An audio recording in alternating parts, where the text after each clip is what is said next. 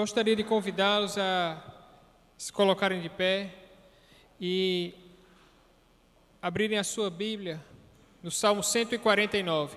Esse salmo que declara o nosso louvor a Deus. Vamos fazer a leitura de modo alternado. Eu lerei os versículos ímpares e os irmãos os versículos pares. Salmo 149. Você que nos acompanha também pela internet, pode acompanhar a leitura no Salmo 149. Assim diz a palavra de Deus. Aleluia! Cantai ao Senhor um novo cântico, e o seu louvor na Assembleia dos Santos. Regozije-se Israel, o seu Criador, exultem no seu rei os filhos de Sião. Louvem-lhe o nome com flauta, cantem-lhe salmos com adufe e harpa.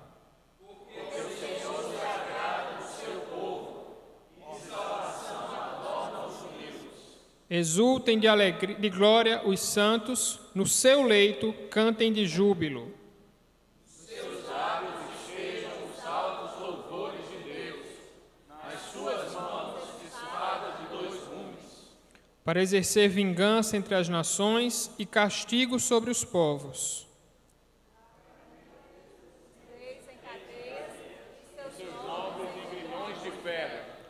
Para executar contra eles a sentença escrita, o que será honra para todos os seus santos. Aleluia. Vamos novamente ler juntos o primeiro versículo. Aleluia. Cantai ao Senhor um novo cântico e o seu louvor na Assembleia dos Santos. Amém. Que realmente nós estejamos com esse espírito de louvor e de adoração ao nosso Deus, cantando a Ele um novo cântico a cada momento, porque Ele é fiel e Ele é presente na nossa vida. Vamos nos colocar na presença de Deus. Você pode, se assim quiser, baixar a sua cabeça, se colocar na presença do Senhor, fechar os seus olhos e vamos orar a Deus nesse instante, pedindo a sua bênção, invocando a sua presença nesse lugar.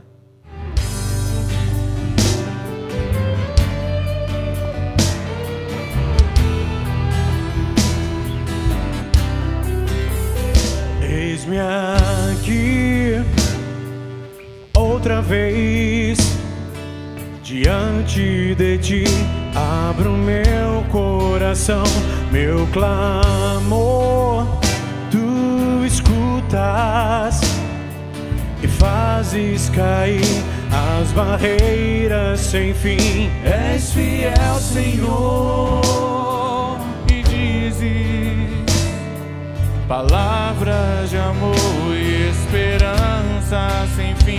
Ao sentir o teu toque, por tua bondade libertas meu ser.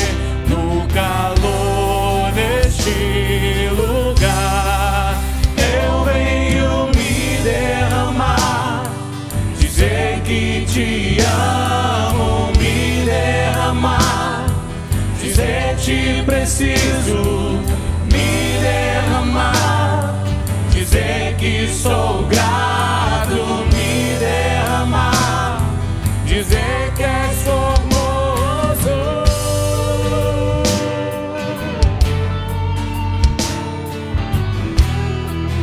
Declare ao Senhor: eis-me aqui. Eis-me aqui, outra vez, diante de ti, abro meu coração, meu clamor, tu escutas e fazes cair as barreiras sem fim. És fiel, Senhor, e dizes palavras de amor e esperança sem fim. Ao sentir o teu toque, por tua bondade libertas meu ser. No calor deste lugar eu venho me derramar, dizer que te amo, me derramar, dizer te preciso, me derramar.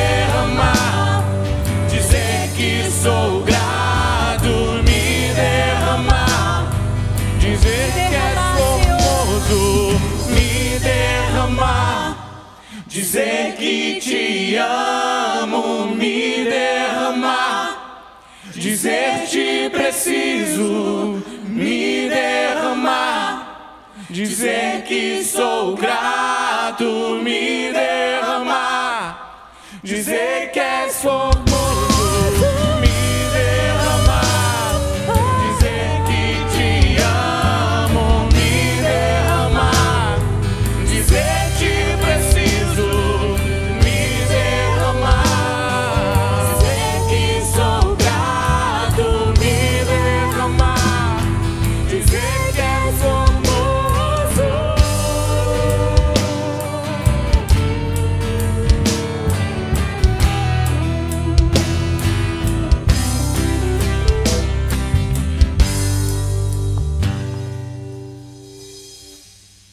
Queridos irmãos, esta época de Natal, especialmente, é marcada em muitas famílias, em muitos lugares, pela reunião de pessoas que durante todo o ano se encontram distantes uma das outras. Ao mesmo tempo, também é marcada pela ausência significativa de algumas pessoas. Na verdade, o ser humano sempre é tendente a notar, a salientar as ausências muito mais do que a presença. Essa semana eu tive uma prova disso. Fui visitar minha avó e ela ali com seus 96 anos de idade, muitos filhos espalhados, alguns aqui ainda morando em João Pessoa. Eu perguntei: vovó, quem virá para o seu Natal? E ela então disse: virá fulano e cicrano. Ah, é? Que bom, vovó, que coisa boa, né?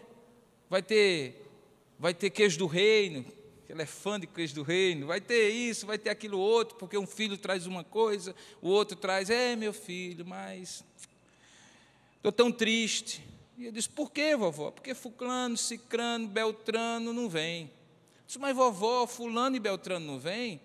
Disse: mas fulano, cicrano, beltrano e mais alguém não vem. Eu disse: mas vovó, se alegre com os que vêm e não se entristeça com os que não vêm. Disse: meu filho, mas coração de mãe é assim, a gente sente falta de cada um deles. E eu disse: não, vovó, não é coração de mãe não, é coração humano. A gente sempre sente falta da ausência, logicamente, não apenas porque não estamos vendo, porque não estamos tocando, sentindo, beijando, abraçando, mas porque a ausência nos remete a uma sensação de separação, para a qual nós não fomos criados. Nós fomos criados para a comunhão, para a união. Daí porque o Deus eterno, que não tinha necessidade alguma de criar qualquer coisa, criou o universo. E apesar do universo rico, belo e majestoso, ele sentiu a necessidade, usando uma linguagem humana, de criar um ser, à sua imagem e semelhança, para com ele ter comunhão, presença. E é justamente sobre presença e ausência, a presença que não pode faltar e a ausência que se faz sentida, que eu gostaria de convidá-los para os dois únicos textos de toda a Bíblia que narram o nascimento de Jesus, o nascimento da presença de Deus entre nós, o Emanuel, que salienta a ausência de alguns que poderiam estar presentes no nascimento, mas não estavam. Então, abra sua Bíblia, por gentileza, primeiramente no Evangelho de Lucas, no capítulo 2, a partir do verso 1. Nós vamos ler no Evangelho de Lucas, capítulo 2, e depois vamos ler também no Evangelho de Mateus, capítulo 2. São os dois únicos trechos da palavra de Deus que narram o nascimento de Jesus. Dos 4 evangelhos, Marcos e João não narram os acontecimentos, as presenças e ausências na narrativa de como Jesus nasceu. Mas veja o que é que diz Lucas, capítulo 2. Você que está com a Bíblia, acompanhe e, por gentileza, permaneça com ela aberta, mesmo que a projeção esteja sendo feita. E você que está também nos assistindo, por gentileza, faça isso aí onde você estiver. Diz assim a palavra de Deus: naqueles dias foi publicado um decreto de César Augusto, convocando toda a população do império para recensear-se.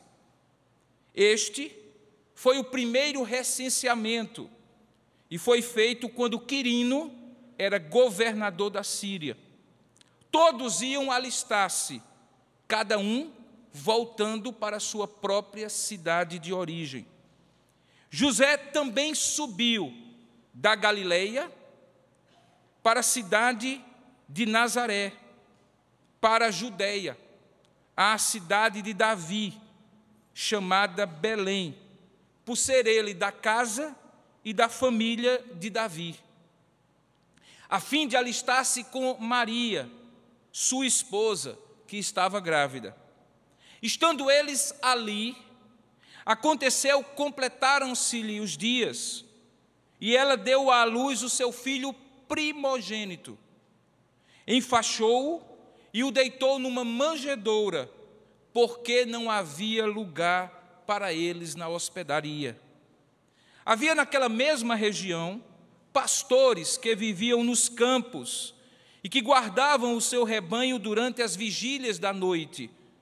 E então um anjo do Senhor desceu aonde eles estavam, e a glória do Senhor brilhou ao redor deles, e ficaram tomados de grande temor. O anjo, porém, lhes disse: não temais, eis aqui eu vos trago boa nova de grande alegria, que o será para todo o povo. É que hoje vos nasceu, na cidade de Davi, o Salvador, que é Cristo, o Senhor. E isto vos servirá de sinal. Encontrareis uma criança envolta em faixas e deitada em manjedoura. E subitamente apareceu o anjo, ou com o anjo, uma multidão da milícia celestial louvando a Deus e dizendo: glória a Deus nas maiores alturas e paz na terra aos homens a quem Ele quer bem. E ausentando-se deles os anjos para o céu, diziam os pastores uns aos outros: vamos até Belém e vejamos os acontecimentos que o Senhor nos deu a conhecer. E foram apressadamente e acharam Maria e José e a criança deitada na manjedoura. E vendo-o, divulgaram o que lhes tinha sido dito a respeito deste menino. E todos os que ouviram se admiraram das coisas referidas pelos pastores. Maria, porém, guardava todas estas palavras, meditando-as no coração. Voltaram então os pastores, glorificando e louvando a Deus por tudo o que tinham ouvido e visto, como lhes fora anunciado. Agora vá, por gentileza, para o Evangelho de Mateus, capítulo 2. E nós vamos ver a continuação dessa história, cronologicamente falando mesmo. Em Mateus 2, enquanto os pastores saíam dos campos ao redor de Belém, visitavam a manjedoura e depois voltavam para a sua cidade, contando a história, tendo nascido Jesus, capítulo 2 de Mateus, em Belém da Judeia, em dias do rei Herodes, eis que vieram, enquanto os pastores iam, eis que vieram uns magos do Oriente a Jerusalém e perguntavam: onde está o recém-nascido rei dos judeus? Observe, tudo aquilo que Lucas conta está acontecendo em Belém. O que Mateus conta está acontecendo em Jerusalém. Em Jerusalém, perguntavam: onde está o rei, o recém-nascido rei dos judeus? Porque vimos a sua estrela no Oriente e viemos para adorá-lo. Tendo ouvido isto, alarmou-se o rei Herodes e com ele toda Jerusalém.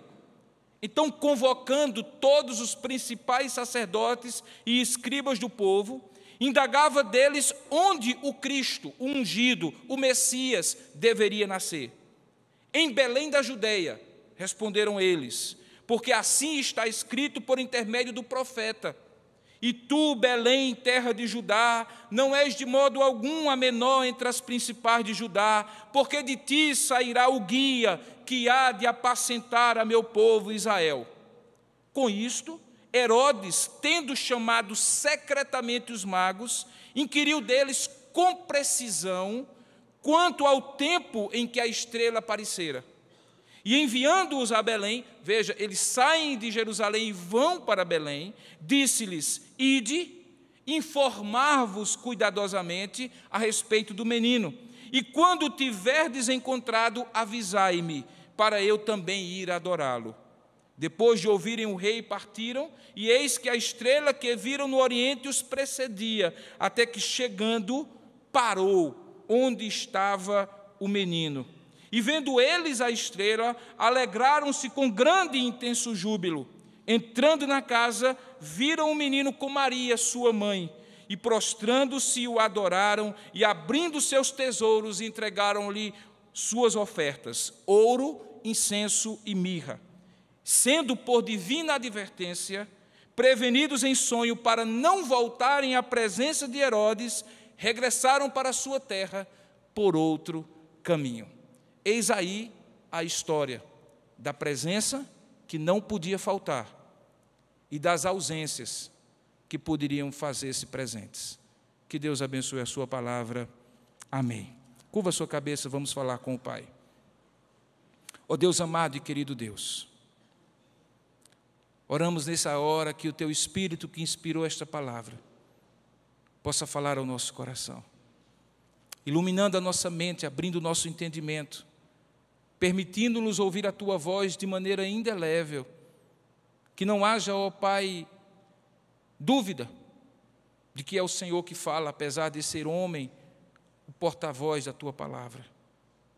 Que, ó Deus, em Teu nome, a Tua palavra tenha o poder que nela existe, inspirada pelo Teu Espírito, para dentro do nosso coração produzir toda boa obra, toda boa vontade e propósito que o Senhor tem para nós, em nos fazer chegar a este lugar para ouvi-la. Que não sejamos tolos, nem nécios, de achar que estamos aqui por outra razão, que não seja um encontro para ouvir a Tua voz. E que assim, ao sair deste lugar, tenhamos realmente tido um encontro contigo e ouvido a Tua voz. É o que nós oramos e Te agradecemos, em nome e para a glória de Jesus. Amém. Queridos, o contexto é muito claro. Havia toda uma conjuntura que Paulo, o apóstolo, depois, em Gálatas capítulo 4, chama de plenitude dos tempos. Gálatas capítulo 4, verso 4, Paulo, o apóstolo, diz assim: vindo, porém, a plenitude dos tempos, Deus enviou o seu Filho, nascido de mulher, nascido sob a lei. Houve uma convergência de fatores, inclusive fatores históricos. O primeiro recenseamento de Roma, embora promulgado por César Augusto, estava nos propósitos eternos de Deus há muito tempo antes que o imperador tivesse aquela ideia. Alguns dizem que àquela altura o Império Romano estava com uma população bastante misturada. Vários povos tinham sido dominados e eles começaram a ter a primeira experiência de globalização que se tem notícia na história. Quando bens, serviços, línguas, culturas e pessoas começavam a trafegar de um lado para o outro dentro do império, praticamente sem barreiras, de qualquer natureza. O que hoje se experimenta na comunidade europeia, na época do Império Romano, houve a primeira experiência. Uma pessoa podia sair da Síria e chegar até a Espanha, da Espanha e chegar até a Antioquia, na Turquia. Da Turquia chegar ao norte da África e não precisar apresentar nenhum documento, falando possivelmente a mesma língua que se tornara comum desde os gregos, o grego koiné, ou o latim, que era a língua oficial daquela época. Ao lado disso, outros aspectos tornaram essa história verossímil, capaz de ser acreditada. Porque Lucas, o historiador, que também era médico, faz questão de datá-la, faz questão de marcá-la no tempo e na história. Ele chega a detalhes do tipo que diz que no decreto de César Augusto, ele convocou toda a população do Império Romano para recensear-se, e era um recenseamento baseado no lugar de nascimento, feito na mesma época que na Síria reinava Quirino, que era governador na época. E assim, as condições históricas, políticas, culturais e religiosas foram postas por uma mão invisível divina para que as presenças e as ausências do nascimento de Jesus ficassem claramente delineadas e salientes. Foi por isso que José, cuja ascendência remetia a Davi e cujo lugar de nascimento era Belém, na Judeia, embora nascesse naquela região e vivesse lá no norte, na região da Galileia, perto de Nazaré, ele descesse no mapa e subisse na geografia, porque quem conhece a Terra Santa sabe que Galileia fica mais abaixo do que Jerusalém, capital da Judeia. Então você olha no mapa, pensa que ele está descendo, na verdade ele está subindo na geografia, no relevo da Terra Santa, e ali ele sobe para Jerusalém e nas cercanias de Jerusalém para a cidade onde nascera, que era a cidade de Belém, hoje debaixo da autoridade palestina. Você, para ir de um lugar para o outro, sair de Jerusalém para Belém, você tem que passar por um posto de fiscalização daquele grande muro que foi edificado pelos judeus para separar as terras da Palestina, da autoridade palestina, das terras de Israel. Então, José, acompanhado de sua esposa, já consciente que ela estava grávida, se ultimando, sabendo que aquela gravidez não era uma gravidez natural, tinha sido gerada pelo Espírito Santo, atende a uma demanda natural, humana, política, social, de ir para aquele lugar para o fim de se alistar. Obviamente que esta grande multidão que começava a atravessar as estradas do Império Romano fazia com que, de repente, uma pequena cidade como Belém ficasse cheia de pessoas que lá nasceram, mas que viviam em outros lugares de Israel e do Império. E então você entende porque não se achou lugar, nem hospedaria, para José e Maria repousarem. A cidade estava cheia de gente que tinha saído de vários lugares para voltar a Belém, porque haviam nascido ali, e ali se alistar. Obviamente que tudo isso, cremos nós, e a palavra nos dá essa condição de fazê-lo assim, que tudo estava debaixo do controle de Deus.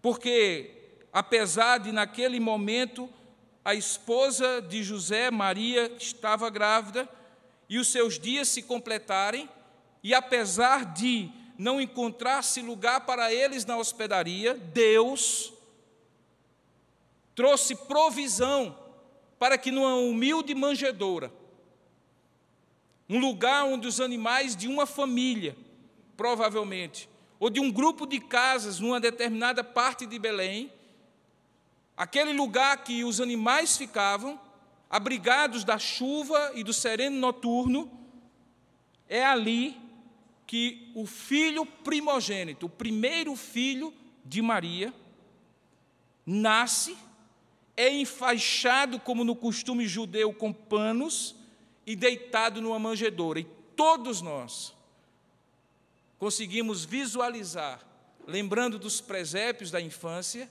aquela cena em que Jesus estava ali cercado de animais, com a sua mãe Maria, o esposo de Maria, José, e alguns outros personagens. Alguns personagens que não deveriam estar ali se Jesus fosse um rei como outro qualquer. E outros que deveriam estar ali, mas não estavam ali se Jesus fosse um rei como outro qualquer. Mas ele não era um rei como outro qualquer, e por isso quem não estava, esteve, e quem deveria estar, não apareceu. E isso torna uma história cheia de significados para, na antevéspera do Natal, como é o dia de hoje, nós refletirmos sobre quem precisa estar no nosso Natal e quem deveria estar, mas provavelmente não estará. Dê uma olhada aqui, os primeiros personagens que estão nessa história, são pastores. Os pastores faziam parte da classe social mais baixa dentro do extrato social dos judeus. Eles não tinham algum tipo de habilidade que lhes dava condição de estar em outro trabalho. Muitas vezes eles estavam dias inteiros e noites inteiras afastados da sua casa e da sua família, guardando os animais no campo. Viram a história de como eles estavam vigiando nas vigílias da noite em campos vizinhos a Belém, não estavam em casa, quando os anjos se fizeram presentes com um cântico celestial e apresentava para eles o nascimento de Jesus. Eles foram os primeiros seres humanos, depois de Maria e do próprio José, a saberem que Jesus estaria nascendo ali naquele momento. Eles eram quem não deveriam estar.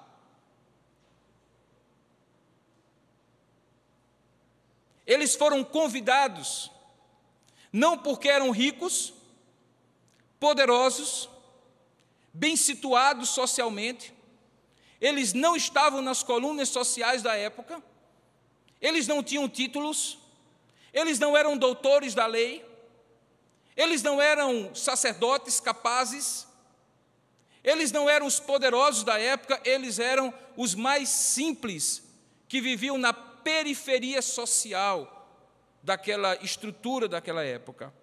Apesar disso, Deus deu a eles o privilégio de serem os primeiros a saber. E a grande lição que tiramos disso é que Deus inverte a lógica daqueles que Ele considera como privilegiados. Aqueles que Deus considera como privilegiados não são aqueles que eu considero como privilegiado, que você considera como privilegiado. Isso, na verdade, já tinha sido dito por Maria, no seu Magnificar, no seu Cântico de Maria, quando o Espírito Santo lhe toma na visita a Isabel, sua prima, que estava grávida de João Batista, diz que a misericórdia do Senhor, que vai de geração em geração, sobre aqueles que o temem, age com um braço valoroso e dispersa os que no coração alimentavam pensamentos soberbos. Diz Maria no seu cântico que ele derrubou do seu trono os poderosos e exaltou os humildes, encheu de bens os famintos e despediu vazios os ricos.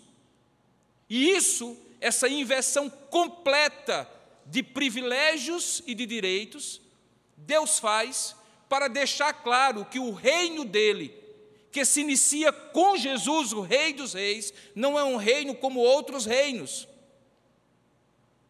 Não tem a ver com pompa e circunstância, com vaidades, com poderes, com títulos, com capacidades humanas, porque Deus resiste ao soberbo, diz a sua palavra, mas dá graça, acesso, misericórdia, convite, acolhimento àqueles que são humildes de coração. Podemos sim ter bens, ter títulos, podemos sim ter o reconhecimento social de uma carreira bem-sucedida, de uma posição social nas esferas mais altas, podemos sim exercer poder e autoridade, e mesmo assim ser convidados para o Natal de Jesus. O que nós não podemos é que, tendo tudo isso, sendo tudo isso, nós imaginemos que no Natal de Jesus nós somos os mais importantes presentes na história, os mais importantes protagonistas da história. Porque esta é a questão. No Natal de Jesus, a grande presença, o protagonismo da história, não pode ser de outro que não seja de Jesus. Ricos e poderosos são convidados, se e tão somente se assumirem a sua condição de coadjuvantes, de espectadores, de agraciados, de contemplados pelo olhar favorável de Deus, que, mesmo sendo pecadores como eles são, os convida a estar presente no maior ato, no maior momento, na maior história de todas as histórias, que é o nascimento do Filho de Deus. Por isso ele chama os pastores. Por isso ele chama os pastores, mas não chama Herodes. Por isso ele chama os pastores, mas não chama os principais sacerdotes. Por isso ele chama os pastores, mas não chama Anás, Caifás, os sumos sacerdotes. Por isso ele chama os pastores, mas deixa de fora o grande governante da história, César Augusto, o homem que, sem saber e sem querer, acabou sendo instrumento de Deus ao promulgar o recenseamento. Pensava César Augusto que o centro do império era Roma, e naquela noite fria, quem era o centro da história? Era uma cidade chamada Belém. E o protagonista do acontecimento era um bebê indefeso, do Deus homem, que nascia de uma pequena cidade nas cercanias de Jerusalém. É preciso, portanto, que imaginemos que daqui a 1 dia e meio, quando estivermos celebrando o Natal, é preciso ter certeza, queridos, se o Natal nosso está rodeando-se de tantas coisas, de tantos personagens, de tantos convidados ilustres, que Jesus, de repente, não seja o centro da atenção, o centro do culto, que aquela oração que fazemos da ceia de Natal não se torne um pretexto, simplesmente porque temos o costume de dar graças e não entendamos que aquela refeição, embora todas as outras sejam um sinal da graça de Deus sobre nós, em nos dar o que comer a cada dia, o pão nosso sobre a mesa a cada dia, aquela é especial, porque remete à maior de todas as histórias, em que Jesus, o pão da vida, que alimenta o homem, não apenas no corpo, mas na alma, da sua real necessidade de transcendência, de conhecimento, de intimidade com Deus, se faz presente.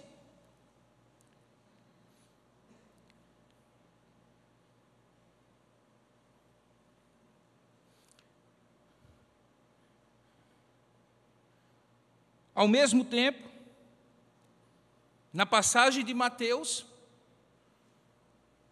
nós encontramos personagens que também não deveriam estar presentes, mas que estavam presentes. E quem deveria estar não estava. A história agora passa de uma análise econômica, social e política para uma questão eminentemente religiosa. Esses magos que estão aqui não eram magros, eram magos. Magos que remetem à ideia de magia. Alguns debatem exaustivamente quem seriam esses personagens. E de onde eles vinham? Eram astrólogos ou astrônomos?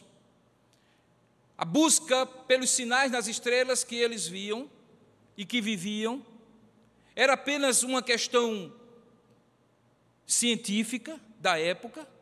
Ou eles eram pessoas que, à semelhança de astrólogos de todas as épocas, entendem que as coisas da Terra são influenciadas e determinadas pela maneira como os astros se compõem no universo? De onde eles vinham? Alguns apontam, grande maioria, para uma região bem ao oriente da Terra Santa, nos limites do Império Romano com o Império Persa, onde a religião dominante era o zoroastrismo, considerado por muitos como a religião mais antiga da história da humanidade. Obviamente que o zoroastrismo não era ou não tinha a sua base na Bíblia. alguns elementos, alguns conceitos do zoroastrismo até podem ter algum amparo bíblico, alguma relação com o que a Bíblia ensina. Mas, basicamente, desses conceitos destoa completamente. Eles eram maniqueístas, dualistas. Em outras palavras, eles criam na existência de dois poderes equivalentes, chamados bem e mal, que sempre existiram e sempre existirão, e que lutam entre si, à semelhança do yin e do yang oriental, que precisam um do outro para que, numa harmonia, ora um vencendo, ora outro vencendo, o universo todo seja beneficamente afetado por esses dois poderes equivalentes. E por que isto não é bíblico? Por causa do Natal. Porque fica claro no Natal a realidade que existe um único Deus, Criador dos céus e da terra. E que o mal a Ele é completamente e absolutamente subordinado. Que Deus não precisa do mal para existir. Que ao fim de todas as coisas Deus prevalecerá e permanecerá como sempre foi e como sempre será o único poder absoluto no universo que Ele mesmo criou. E o Natal é a expressão desta verdade. Porque este Deus se faz menino, homem, sem pecado, para resgatar aqueles que no pecado estavam perdidos. E revela assim o seu poder, a sua soberana vontade e a sua capacidade de destruir as obras do mal, porque diz o texto bíblico que o Deus veio em forma de homem para destruir as obras do diabo, que é a personificação do próprio mal. Agora, queridos, eu lhes pergunto, se a análise dos comentaristas que falam que esses magos eram do zoroastrismo estiver correta, o que é que, me permitam a expressão, o que é que danado esses homens estavam fazendo ali? Que força irresistível, que atração inescapável fazia com que esses homens vissem uma estrela, fosse ela um fenômeno da natureza ou não, e compreendessem, a partir de escrituras antigas, que aquele sinal era extraordinário, era singular, e que apontava para um fenômeno muito maior, que era o próprio nascimento do Deus homem, do menino, que era a encarnação de Deus. O que aqueles homens estavam fazendo ali? Se eles sabiam muito ou sabiam pouco, o fato é que, na luz do que eles tinham, e prestem bem atenção a isso, na luz do que eles tinham, na janela de compreensão que, pela revelação geral de Deus, na natureza, eles perceberam, Deus os atraiu. E isso é maravilhoso. Eu não sei quantos aqui conseguem perceber. Esses homens provavelmente não tinham conhecimento das revelações da Escritura antiga, do Antigo Testamento. Eles não sabiam que havia uma profecia dizendo, o profeta Miqueias, e tu, Belém de Judeia. Eles não sabiam, mas o pouco que sabiam, Deus os atraiu para terem ali em Belém a presença no nascimento de Jesus, o Filho de Deus. Paradoxalmente, quem mais sabia, ali não estava. E quem é que mais sabia? Quem sabia citar a profecia de cor. Porque a história continua. E de repente essa história que acontece em Jerusalém, acontece dentro do palácio de Herodes, que se assustou quando ouviu que naquela multidão de gente tinha 3, não sei, porque não disse que eram 3 eram os presentes, mas talvez alguns magos que vieram do Oriente, comentando a boca aberta, e aí, onde é que está o rei? E aí, cadê o rei? E essa história foi espalhando, e olha, naquela época, falar de outro rei era um golpe de Estado. E obviamente chegou rapidinho ao ouvido de Herodes. E ele se assustou. O texto diz em Mateus 2:3 que, tendo ouvido isto, alarmou-se o rei Herodes e com ele toda Jerusalém. Qual era a razão do alarme? A concorrência de um outro rei. A quem Herodes convoca? O verso 4 diz: então, convocando todos os principais sacerdotes, o sumo sacerdote estava lá, os escribas que faziam cópias da lei estavam lá, os doutores da lei estavam lá, os fariseus estavam lá, os homens que conheciam e conheciam tudo, conheciam muito, conheciam bastante, viviam a religião dos seus pais, o judaísmo, do seu pai Abraão, Isaque, Jacó, de Moisés, de Davi. Eles são convocados, digo melhor, pelo rei Herodes, e eles perguntaram onde deve nascer o Cristo.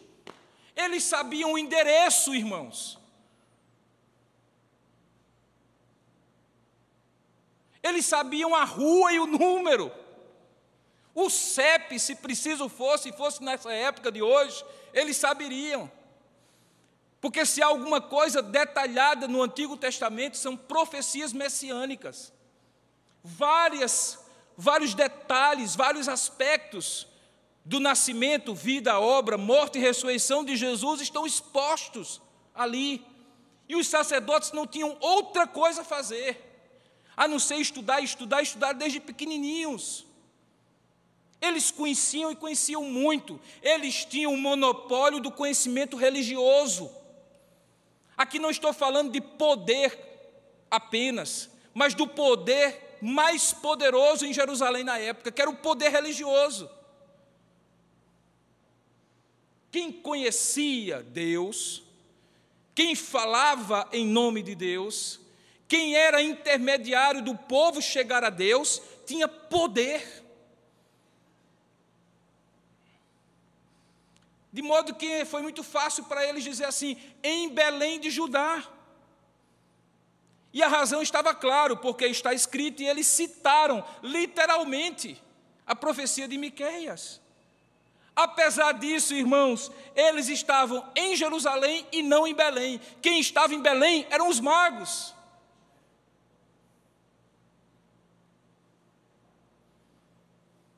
Quem deveria estar, não estava?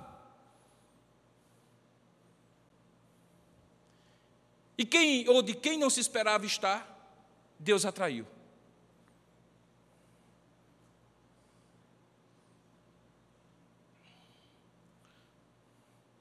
Isso é tremendo. Por quê? Porque a pior coisa que alguém pode fazer com o Natal é torná-lo uma festa religiosa. Como é, pastor? Explique diferente. O senhor está no templo ou no lugar que se coloca a adoração a Deus, o senhor é pastor, o senhor é representante de uma religião, o senhor está dizendo que o Natal não é religioso. Eu estou dizendo, vou repetir, o que pior pode acontecer é imaginar que o Natal tem apenas e tão somente uma conotação religiosa. Porque no Natal, os religiosos não estavam.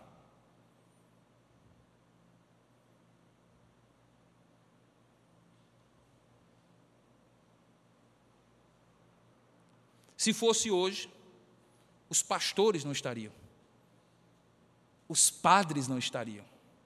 Estavam nos seminários com as teologias e mais teologias, explicando razões e processos, hermenêuticas e homiléticas, teologias sistemáticas e outras tantas, para dizer, nós sabemos. Mas no Natal, ninguém é convidado a estar, porque muito sabe. Inclusive, porque muito sabe do ponto de vista religioso.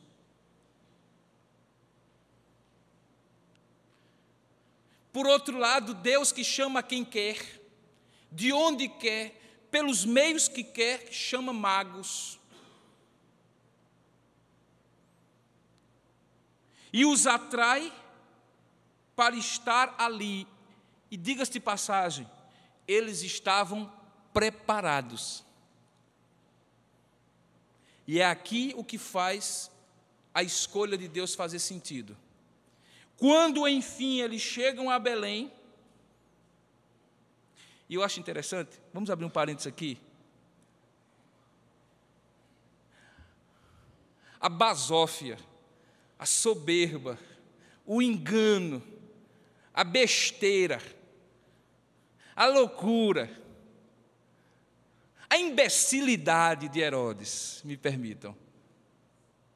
Achar que, em nome da política, poderia aparelhar aqueles que só Deus controlava. Você viu o que é que Herodes faz? Vem cá, meu filho. Por favor. Você sabe, nós queremos lhe dar um cargo em comissão. E um DAS não sei quanto. Você vai até Belém, por gentileza, e faz uma missão. Você está comissionado a partir de agora, passa no departamento pessoal, você está contratado, passa no departamento pessoal e vá até Belém, por gentileza, veja exatamente onde é, tome as providências necessárias e depois, por favor, volte e me informe. Eu não sei se os magos entenderam, mas era isso que a política queria fazer. Nos dias de hoje,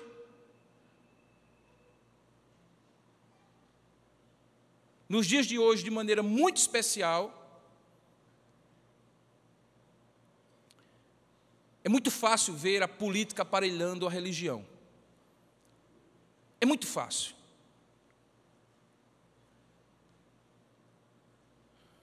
Jesus, que sempre na história preferiu os humildes, hoje é convidado na forma de pastores, bispos, apóstolos, querubins, serafins e outras categorias mais,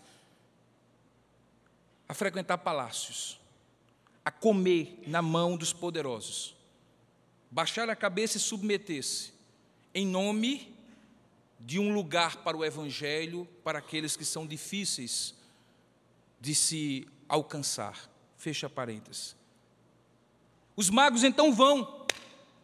E diz o texto que, vendo eles a estrela, que parou em determinado lugar, alegraram-se com grande e intenso júbilo.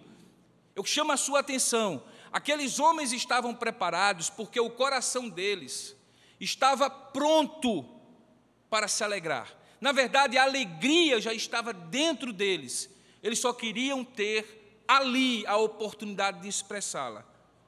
A razão deles virem aquela estrela parar ali diante deles, foi suficiente para eles se alegrarem intensamente, diz o texto. E então, entrando na casa, viram um menino com Maria, a sua mãe.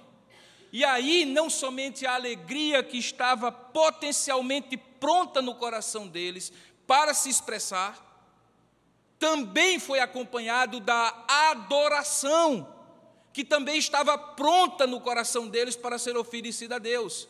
E eles então oferecem a Deus, o menino nascido, os presentes que nós conhecemos: ouro, incenso e mirra, que os teólogos decifraram a simbologia há muitos anos, há muitos séculos, porque ali estava Jesus com o seu tríplice ofício. Ele recebeu ouro, porque era rei, recebeu incenso, porque era o sumo e é o sumo sacerdote da nossa vida, e recebeu mirra, porque é o profeta, o porta-voz de Deus para nós. Sabe-se lá como aqueles homens pegaram 3 presentes que simbolicamente expressavam tudo o que eles sabiam que aquele menino era. Não era um menino qualquer, ele era o rei, o sumo sacerdote e o profeta que Deus estava enviando. Você sabe uma coisa, queridos? Quando eu digo para você que a pior coisa que pode acontecer é que o Natal seja vestido de uma capa religiosa, é porque, na verdade, religião pode, mas não necessariamente é expressão de grande júbilo e alegria. Nem tampouco oferece a Deus o que de Deus ou o que a Deus é devido. o reconhecimento de quem Ele é, do que Ele faz e de como devemos nos prostrar e adorá-lo como centro da nossa vida. É possível ser religioso e viver nas cercanias de Deus.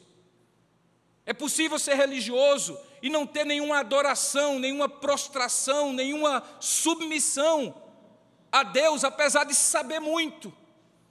Nós não podemos esquecer os outros 300 e tantos dias do ano em que vivemos sem adorá-lo, em que Ele não é o centro da nossa vida, em que não reconhecemos que Ele é Rei sobre nossa vida, que não podemos ter outro entre nós e Deus a não ser Ele, e que Ele é aquela palavra viva, o verbo de Deus que se fez carne e a palavra de Deus para nós. E achar que todos os outros 300 e tantos dias do ano podem ser esquecidos em nome de um culto religioso, de uma religião específica, de uma denominação religiosa específica, e assim oferecermos a Deus um Natal travestido de religiosidade. Pode ser ela protestante, católica, o que for. Religião no Natal só faz sentido se for religião de adoração, louvor e quebrantamento diante de Deus. Só faz sentido se for religião de oferta, de ouro, incenso e mirra, a Deus, não necessariamente a religião institucionalizada. Reconhecimento do domínio dele como rei, do acesso que podemos ter a ele como sacerdote, e dele e através dele a Deus o Pai, e de submissão à sua palavra, porque ele é o profeta. Perceba então que os religiosos não estavam, e os que não eram religiosos, no sentido bíblico, judaico do termo, estavam. Mas novamente, queridos, preste bem atenção, quem era o centro da história? Eu não sei se você já viu alguma manjedoura, algum presépio, em que a figuração de Jesus, o menino, está em outro lugar, não ser no centro. Eu só vejo presépio com o menino Jesus no centro. Ao redor dele estão os anjos, em cima normalmente, os bichinhos da manjedoura e os magos com os presentes. Por que Jesus está no centro? Porque Ele é o centro. O centro que subordina todos os poderosos, seja do poder político, econômico e social, o centro que galvaniza as atenções e atrai a adoração de todos os religiosos, sejam eles religiosos ortodoxos ou religiosos não ortodoxos. Porque Ele está para além do poder, da sociedade, da economia e da religião. Ele é o alfa e o ômega, o princípio e o fim, o Deus homem que vem resgatar o homem dos seus pecados. A presença que não pode faltar no Natal é de Jesus. Herodes pode faltar. Os sumos sacerdotes podem faltar. Amanhã, na ceia de Natal, que propositadamente na nossa igreja nós não fazemos culto para que você esteja em casa, em família, por mais que você deseje, é impossível ter a presença de pastores, de sacerdotes em todas as casas. Mas você não vai estar lá? Sua família não vai estar lá?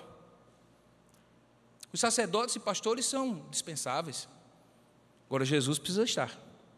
Ele estará? Ele será o centro do seu Natal?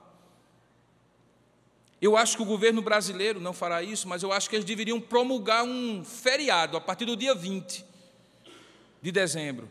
Porque a partir do dia 20 de dezembro, o verdadeiro inferno se configura nas lojas, shoppings, ruas de qualquer cidade do Brasil. Deveria ser proibido a gente sair de casa. O afã consumista nos consome. Precisamos comprar isso e aquilo e aquilo. Precisamos fazer isso e aquilo. E o estresse vai subindo, você vê o povo esbaforido. Precisa ter o peru, o chester, precisa ter a roupa, o sapato, precisa ter o presente, a árvore, precisa ter tudo. Não precisa nada disso, precisa de Jesus. Tudo isso é muito bom, E se tiver, amém, aleluia, glória a Deus. Agora, querido, não morra do coração por isso, não. Não passe por cima da pessoa no shopping por isso, não. Não distrata o seu semelhante por isso, não. Porque o Natal não é isso. Jesus precisa estar no centro. Ele é a razão e o princípio do Natal. Agora, cuidado, porque você também pode estar ausente. Talvez na sua casa não será apenas o pastor e os presbíteros e os sacerdotes que não estarão. É possível que você também não esteja. Como, pastor? Eu vou estar lá? Eu sou o anfitrião, minha mãe, meu avô, meu tio, minhas filhas, meus filhos, vai estar todo mundo lá e eu vou estar recebendo, como eu não vou estar lá? Você pode não estar lá estando lá, querido. E talvez essa seja a grande tristeza. Você pode estar lá e não estar lá. Estar fisicamente, tomando conta de todas as coisas, fazendo com que tudo funcione, mas o centro não será Jesus. E aí o seu Natal será uma festa, mas não será uma celebração.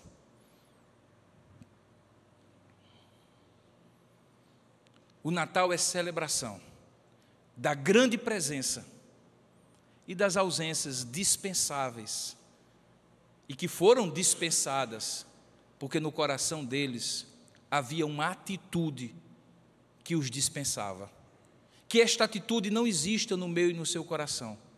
Não sejamos soberbos como Herodes, conhecedores, mas indiferentes como os sacerdotes. Não sejamos aqueles que não conseguem reconhecer a centralidade de Jesus no Natal. Porque se assim fizermos e assim formos, será apenas uma festa e não uma celebração.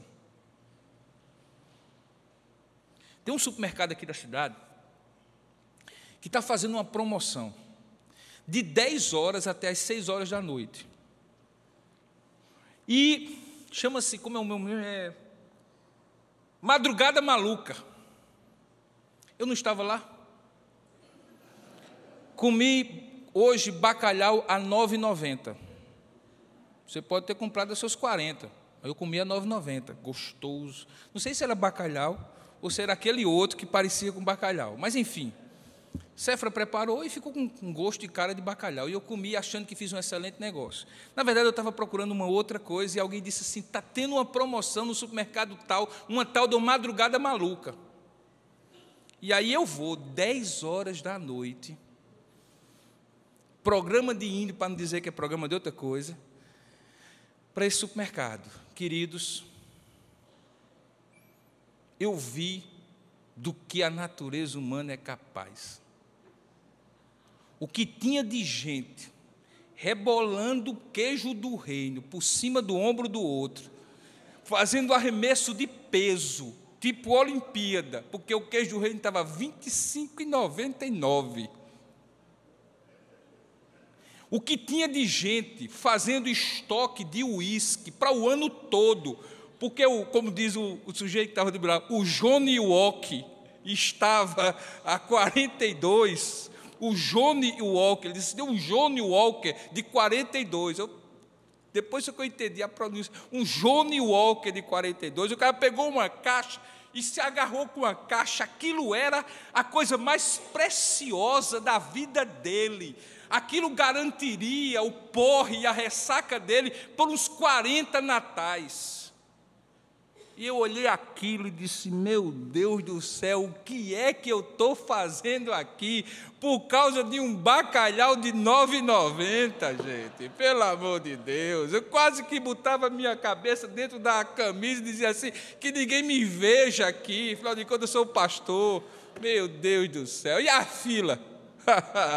A fila era uma graça. E eu fiquei pensando, meu Deus do céu, isso não é Natal. Isso não é Natal.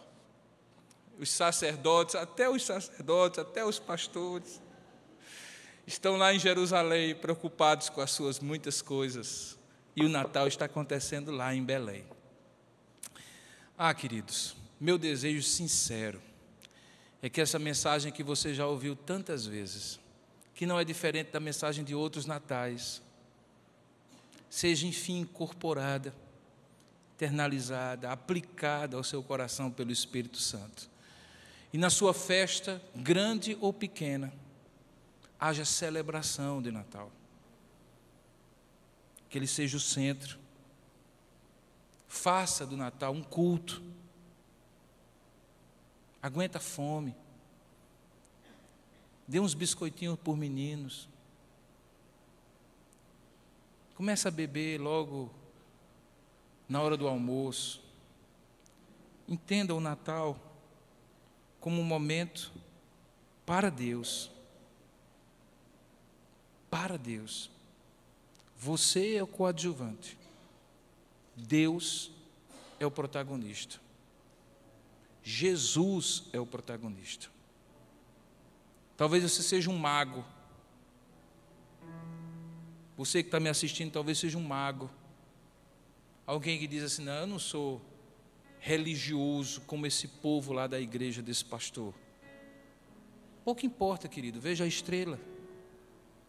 O ano todo a estrela de Deus brilhou no céu da sua vida, indicando que lá em Belém, na Belém do seu coração, o Filho de Deus nasceria. E nesse Natal ele pode, deseja e quer nascer. Talvez seja você o sacerdote, que sabe muito, que dá até lição de moral na confraternização da repartição que você trabalha, que repreende os outros, que sabe as profecias de cor, mas que comemora o Natal como todos os demais. Jesus entra no seu Natal quase como Pôncio Pilatos no credo apostólico, de gaiato no navio. É preciso que você seja mago, seja sacerdote, seja pastor, seja Herodes, seja o desfavorecido ou o poderoso. Perceba que o Natal é Natal de Jesus. No seu coração, alegria e júbilo, prostração e adoração, ouro, incenso, mirra, reconhecimento do domínio de rei, do acesso de sacerdote e da obediência que o profeta lhe ensina. E aí o seu Natal será uma bênção, querido. Vamos pedir isso a Deus, irmãos? Vamos pedir isso a Deus. Curva sua cabeça por um instante. Feche os seus olhos.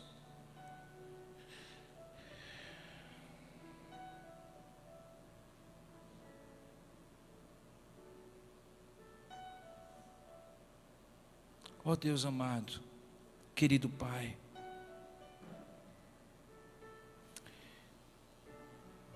a Tua palavra, Senhor, que foi pregada,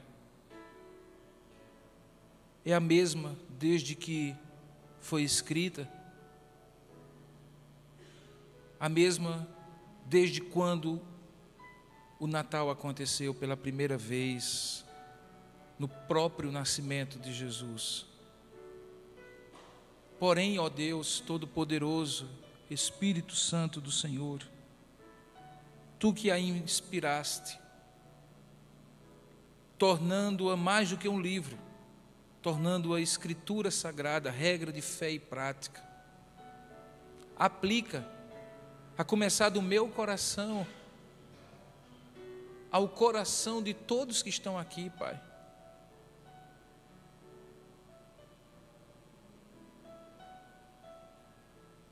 Todos que estão assistindo, para que um resgate do verdadeiro sentido, da presença indispensável,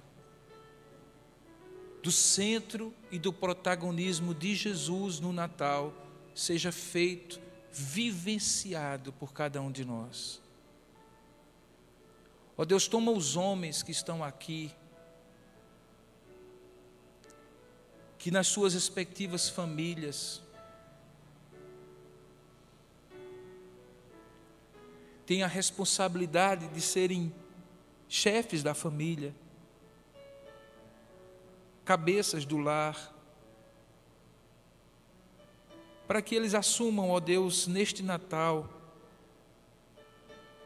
a postura que o Senhor deseja, de convidar a todos que estão ali para a leitura de um texto da Tua Palavra. Quem sabe esse texto que foi pregado hoje, e de uma oração. Toma as mulheres que, à semelhança de Maria, guardam no coração os mistérios e os segredos da Tua revelação, para que elas sejam, ó Deus, também sensíveis ao que mais importa, que não é a casa arrumada, que não é a comida gostosa, que não é tudo nos seus devidos lugares, é a atitude correta de coração e de alma, que oferece alegria e júbilo, adoração e reverência, obediência a Jesus que nasce no Natal. Ó Deus amado, eu te peço que em cada lar que está aqui, mesmo que esteja representado por uma única pessoa, o Senhor dê a graça do Natal ser de fato a celebração do nascimento do Deus homem, Jesus Cristo, o enviado. E que assim possamos nos lembrar de 2012 como o Natal da presença que não faltou, a presença de Jesus. Assim, ó Pai, nós te oramos e te agradecemos, em nome e para a glória de Jesus. Amém, Senhor.